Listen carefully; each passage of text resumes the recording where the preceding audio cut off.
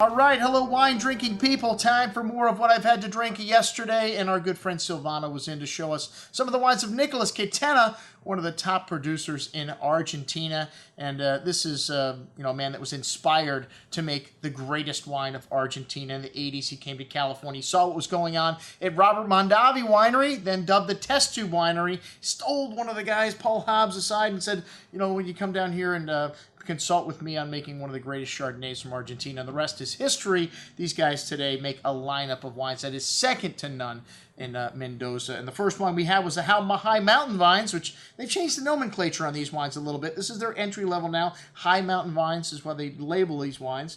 And it's a classic line. And these wines do come from high altitude vines, so kind of a appropriate name. These are from the Adriana and Domingo vineyard, only 8 months in oak, and just a tiny bit of it is new with this wine. This guy's got some lovely ripe tree fruit on the nose, apples, peaches, a little lemon zest, the notes of a lightly toasted oak spice, lovely lemon and apple fruit on the tongue, crisp and refreshing with a nice balance here, a lot of juicy fruit, lemon, citrus, and hint of that toasty oak spice. A very good little Chardonnay for under 20 bucks at $18. The Chardonnay Alta, which this is their best vineyard plots from their all estate fruit going to this wine. And a bit of new oak here, 14 to 16 months. Unfortunately, this wine had a touch of corkiness to it, but you still notice that rich butterscotch and vanilla notes of the ripe tree fruit.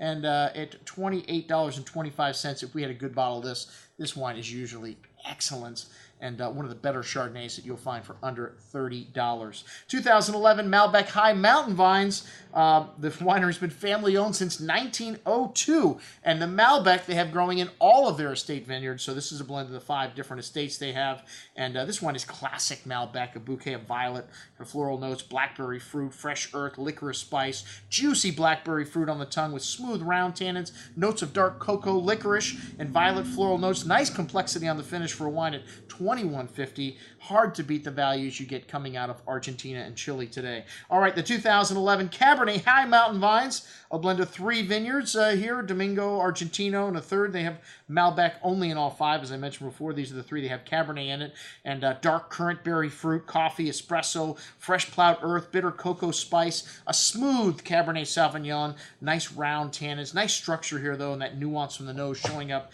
in the finish. Very good wine, very good bottle of Cabernet for $18.